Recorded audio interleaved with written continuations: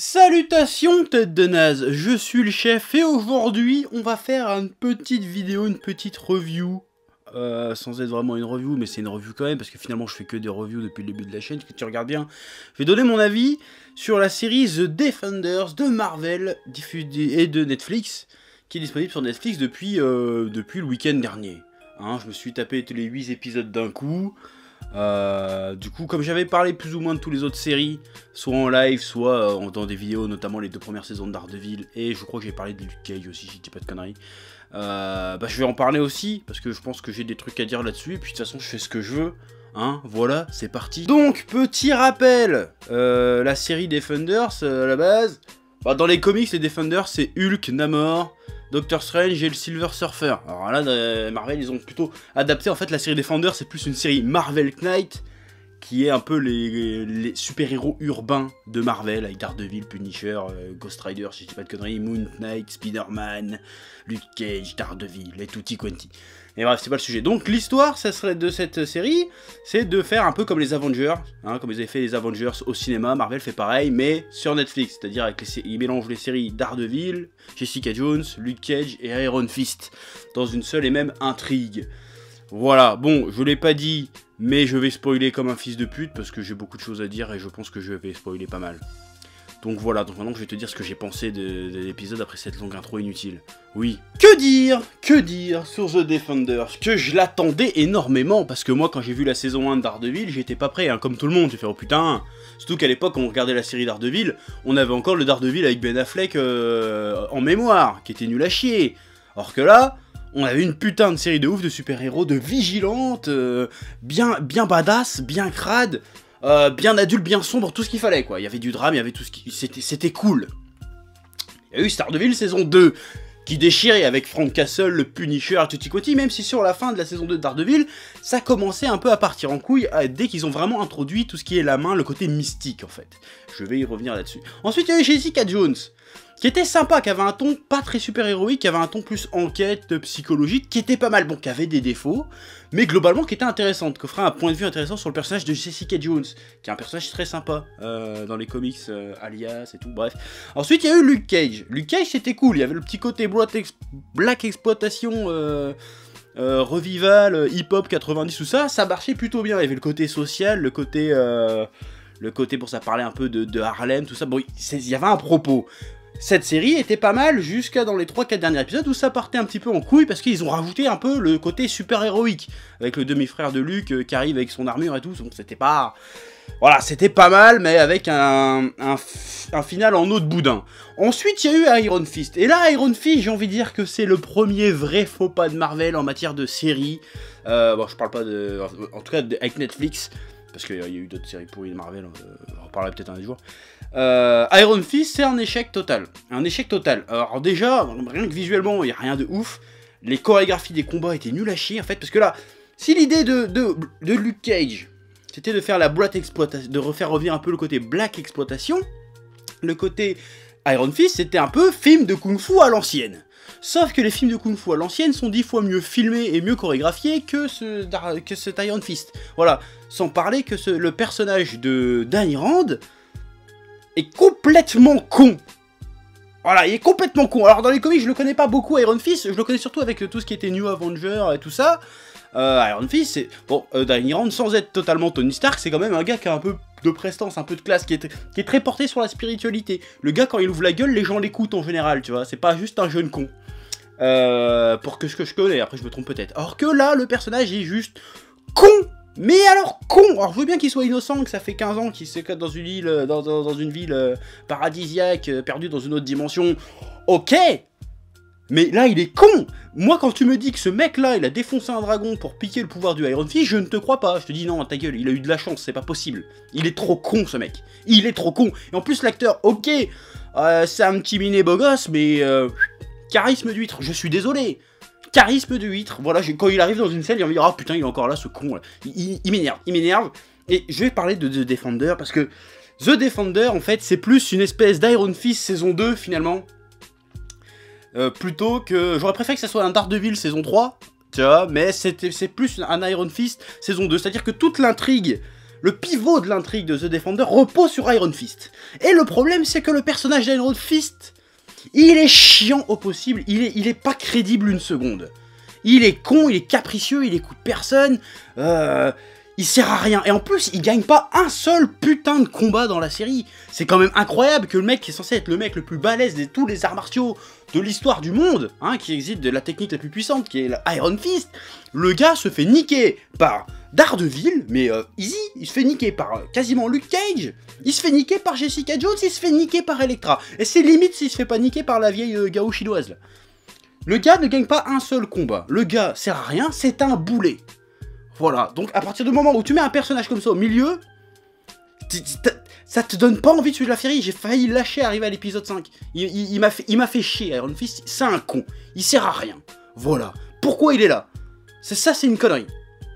Mais là, je rage comme un con, mais voilà. En fait, le problème de cette série, c'est qu'ils ont voulu mélanger tout leur petit univers qu'ils ont fait avec Daredevil, qui est vraiment plus vigilant de super-héros, Jessica Jones, qui est plus un côté enquête, Luke Cage, qui a un côté black exploitation très social, et le côté mystique d'Iron Fist. Kung Fu. Le problème, c'est qu'ils ont voulu mélanger tout ça, et le problème, c'est que bah, ça se mélange pas bien. Ou alors, le mélange, tu vois qu'il est forcé. Quand t'es obligé de faire dire aux personnages tous les 5 minutes que leur histoire de mystique, ils y croient pas, que c'est complètement n'importe quoi, c'est complètement ubuesque, c'est un truc de taré et personne veut y croire, au bout d'un moment, si les personnages eux-mêmes ne sont pas convaincus que le truc est crédible, comment tu veux faire croire au public que le truc est crédible? Je sais pas si tu suis ce que je suis en train de te raconter. Et il y a un double truc qui est pas crédible, si tu veux, c'est que Daredevil, c'est un mec aveugle, qui quand même voit qu'il a des super sens de ouf, qui t'entend une mouche péter à 5 km, et c'est même pas exagéré, parce qu'il entend vraiment des mouches péter à 5 km, bon j'exagère, mais voilà, il entend à 5 km le mec, il sent des odeurs, machin, voilà. Il a des super pouvoirs. Il a été formé par une espèce de clan de ninja. Donc il a affronté la main et tout, donc il sait qu'ils existent, hein. Jessica Jones, la meuf, elle peut voler, elle a une super force et tout. Elle s'est battue contre un gars qui pouvait contrôler les pensées des gens, enfin, qui donnait des ordres aux gens, les gens les exécutaient, tu vois. Il y a Luke Cage, lui, il a une peau qui résiste aux balles et une super force. Aucun des trois ne croit à l'histoire d'Iron Fist. C'est quand même un truc de dingue. Les gars sont extraordinaires, mais quand ils croisent un autre mec extraordinaire, il faut ouais, ton point qui clignote, c'est n'importe quoi, genre tu viens d'une cité, machin. D'autant plus que ça se passe dans l'univers Marvel, ça a été confirmé. Ça se passe dans le même univers que ce qui se passe au cinéma. Et donc ça fait que depuis 8-10 ans que l'univers Marvel existe, dans leur univers à eux, il s'est passé quoi à New York? Il y a une putain d'attaque extraterrestre avec un trou dans le ciel. Il y a une putain de pays qui a été explosé par des cyborgs. Mais tu leur dis, là, je viens d'une cité magique, et il y a des méchants ninjas qui essayent de contrôler le monde, et les gens ils font non, je ne te crois pas, ça me semble pas crédible, c'est un peu trop fou. Je dis, fermez vos gueules. À un moment donné, quand t'es obligé de forcer à ce point-là sur le côté, cette histoire n'est pas crédible, c'est peut-être que cette histoire n'est pas crédible, pour de vrai. En fait. Et c'est peut-être ça le problème de la série. Un des problèmes de la série, en tout cas. Oui, je m'énerve un petit peu, mais en même temps, il fait chaud, là. Je suis comme une pute à l'église. Putain de merde. Mais c'est vrai ce que je dis. Même, les personnages passent leur temps à se disputer. Pour de la merde. Pour de la merde, en plus. Genre, à un moment, il parle avec Daredevil, Iron Fist, il fait oui, Daredevil, arrête de faire le gamin. Je fais non, il fait non, c'est toi le gamin. Il fait qu'est-ce que t'as dit? Tu veux qu'on fasse la bagarre? Non. Je dis non. Ça ne colle pas. À un moment donné, ça ne colle pas. Alors, je sais que c'est un gimmick dans les crossovers super-héroïques de faire qu'à un moment donné, ils se foutent sur la gueule. C'est un gimmick, ok. Mais quand c'est forcé à ce point-là, est-ce que ça valait vraiment le coup de le faire? Bah, je vais le répéter tout au long de cette review, mais quand t'es obligé de forcer les trucs et que ça se voit que c'est forcé, la question à se poser c'est, si on est obligé de, à tel point, forcer les choses pour que les trucs arrivent, c'est peut-être pas la bonne histoire à raconter, tout simplement. C'est tout. Parce que là, ça marche quasiment à aucun niveau. Le niveau mysticisme, il marche pas parce qu'ils osent pas vraiment aller trop loin, tu sais, il reste flou. Soit c'est mystique, soit c'est pas trop mystique.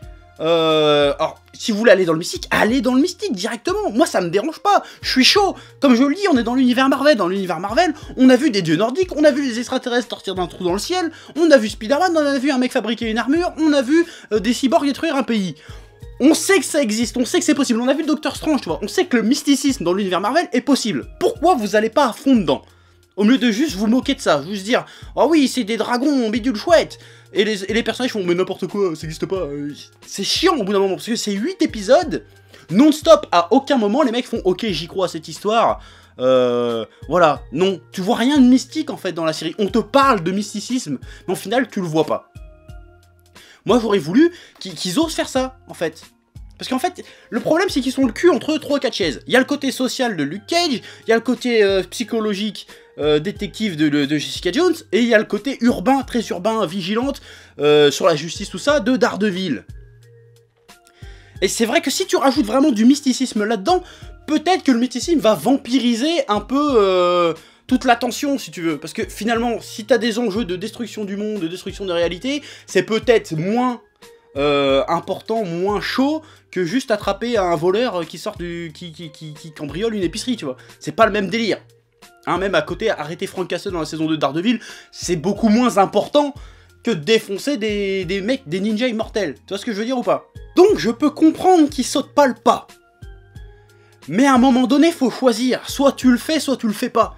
Parce que là, la série a le cul entre les deux chaises, et finalement, il y a aucun des côtés qui marche. Alors soit fallait faire de la main une organisation plutôt genre mafia urbaine, sans légende, sans résurrection d'Electra, genre un truc terre à terre, tu vois, on aurait pu y croire. Même avec le Iron Fist derrière, ça aurait pu marcher, tu vois.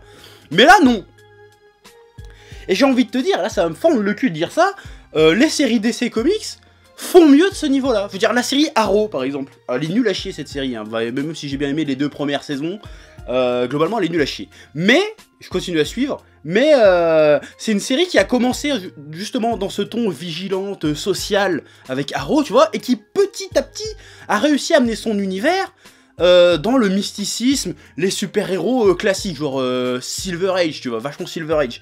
Genre, maintenant, dans Arrow, tu peux croiser des méta-humains, tu peux croiser des sorciers. Et ça choque pas parce que la transition c'est bien fait, donc c'est crédible en fait. Même dans Gotham, la série Gotham au début c'était Gotham PD, tu vois, c'était genre vraiment une série de flics avec des mafieux, de la corruption, tout ça. Maintenant la série Gotham c'est presque une série de super-héros.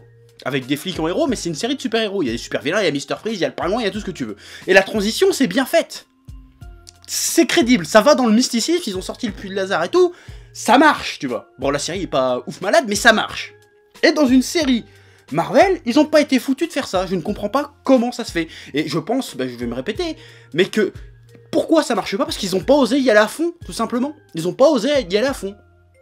Du coup, quand les mecs se disent c'est pas crédible, nous non plus, on se dit c'est pas crédible, on s'en fout. Voilà, c'est là où se foirait Daredevil, pareil, parce qu'ils osaient pas y aller à fond.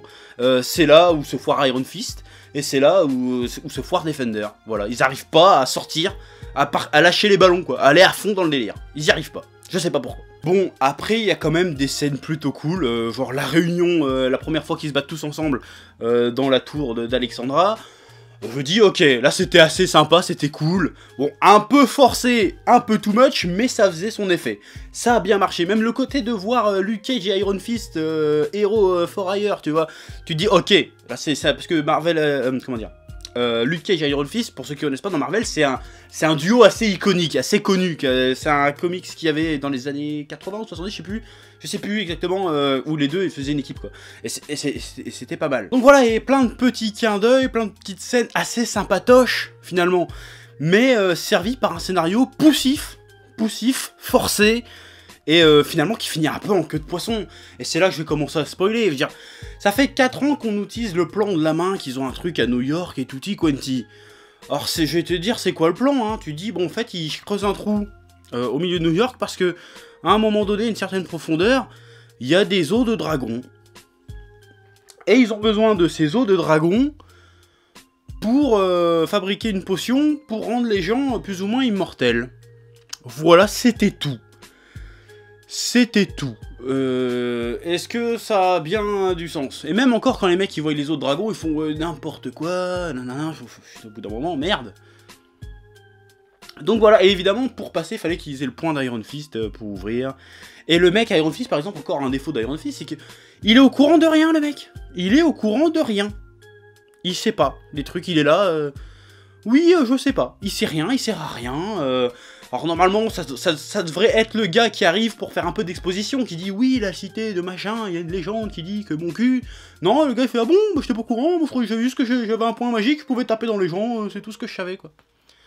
Je n'ai pas compris, j'ai l'impression qu'ils ont un peu rushé le truc, un peu forcé. Voilà, t'as l'impression qu'ils deviennent potes, plus ou moins les Defenders, mais t'y crois pas vraiment, parce qu'ils passent leur temps à se disputer en fait. Finalement. Mais c'est pas de la petite dispute, c'est vraiment... ils se disputent. Il y a un moment, il faut une scène d'1 quart d'heure, parce qu'il y a Colin Wing qui a piqué du C4 pour faire péter l'immeuble de la main. Et Lucas, je fais... Oh non, je vais pas faire péter l'immeuble des méchants, c'est chaud quand même. Et ils ont un débat pendant le genre, mais si, mais il faut quand même sauver le monde. Il fait, oui, mais c'est chaud de faire péter des immeubles pendant 1 quart d'heure, comme ça. Pour dire, bon, bah finalement, je veux bien, mais fais attention qu'il n'y ait pas d'autres victimes, quoi. Je dis, pourquoi? Et même la fin, ils nous ont fait une Batman versus Superman, là, ils nous ont fait à la fin, ils ont osé nous faire ça. Quand je l'ai vu arriver, je fais, non, ils vont pas faire ça, ces connards. Ils ont fait ça, Daredevil qui se sacrifie pour rien. Pour rien, hein, techniquement, il n'y a aucune raison qu'il reste là. Hein. Il sauve personne. Juste pour parce que Elektra, c'est sa pote et il veut mourir avec elle. Voilà. C'est quoi l'intérêt? Surtout qu'à la fin, il est pas mort, en fait.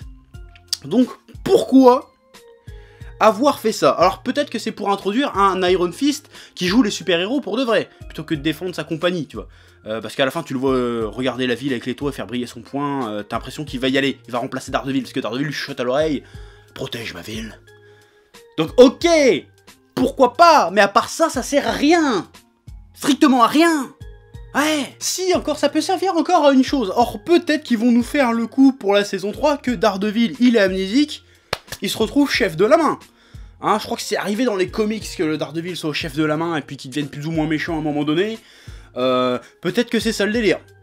Du coup, il va falloir envoyer les Defenders contre Daredevil. Bah là, je spécule à fond, mais je vois pas... Quel intérêt? Pour enchaîner sur quoi ils ont fait ça? C'est ça que je comprends pas. Bon, après, il y a plein d'autres trucs qui m'ont cassé les couilles, hein. Des trucs à la con, que c'est pas spécialement pertinent de le dire, mais Iron Fist, je vais revenir sur lui, hein. Là, tu dis, ok, en fait, j'ai essayé de les combattre dans l'ombre, je n'ai pas réussi, je vais utiliser ma fortune et mon statut de chef d'entreprise milliardaire pour m'attaquer directement à la tête de la main. Donc, il se rend direct dans la tour, il fait, au lieu d'essayer de leur niquer leur business, il arrive et fait, je sais qui vous êtes, je vais vous taper avec mon poing magique. C'est nul à chier. C'est nul à chier. C'est forcé. Voilà, bon, je vais pas tout raconter ce qu'il y a eu dans la série qui m'a déplu. Bon, après, il y a eu des trucs bien, genre Mystic Knight qui se fait couper le bras, qui va sûrement revenir avec un bras robot, comme dans les comics, et faire un team-up avec Colin Wing. Je dis, ok, pourquoi pas. Mais franchement, c'était poussif. Et j'ai pas compris l'intérêt, en fait, le propos derrière. Que jusqu'à présent, il y avait toujours une approche, un propos... Dans les séries Marvel, même si elles étaient plus ou moins réussies, par Iron Fist, j'ai rien compris. Là, j'ai pas compris, c'était quoi le truc? C'est genre, oui, on aime New York, on veut défendre New York. Ouais, d'accord. Mais, je sais pas, ça marche pas. Ça, d'ailleurs, il y a d'autres trucs qui m'ont gêné. Un jour, par exemple, le Luke Cage qui se fait mettre KO par Elektra. À un moment donné. Bah, pas vraiment, mais il se prend des coups dans la gueule par des ninjas qui ont pas de super force, tu vois. Et il a mal, je vois, il fait... Alors, juste avant, tu le vois, il se fait tirer dessus, il bouge pas. Mais un coup de poing, ça se fait... Oh, je me suis pris un coup de poing. Oh là là. Oh pardon.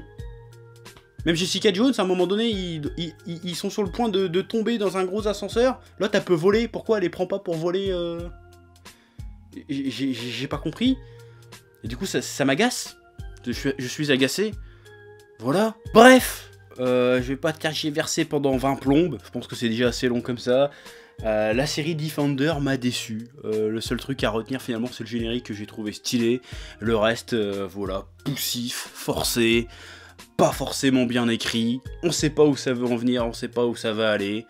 Voilà, je sais pas si ça sert de pont entre les saisons 1 et les saisons 2 de Luke Cage, Jessica Jones et Iron Fist, ou si ça sert de pont vers la saison 3 de Daredevil, je n'en sais rien. En tout cas, Iron Fist plus ça derrière, ça annonce pas du bon. J'espère que le Punisher, ils vont pas faire de la merde avec, parce que c'était une des grosses réussites de la saison 2 de Daredevil. Mais là, je suis un peu inquiet. Donc voilà, c'est tout ce que j'ai à dire. Donc Defender, si je devais mettre une note, je mettrais 4,5 sur 10. Voilà, c'est pas très élevé, parce que c'était moyen. Voilà, c'était... À un moment donné, je me suis forcé pour finir. Voilà, ça m'arrive pas souvent, hein. Bref, bon, bah, balance en commentaire ce que t'as pensé de cette série, mets des likes, abonne-toi, fais tout ce que tu veux. Et moi, je me casse, parce qu'il fait chaud. A plus. Eh oh, tu vas pas te barrer comme ça, hein? Tu vas laisser un pouce bleu? Un petit pouce bleu, hein? Puis tu regardes aussi les autres vidéos? Parce que voilà, tu t'abonnes? Ouais?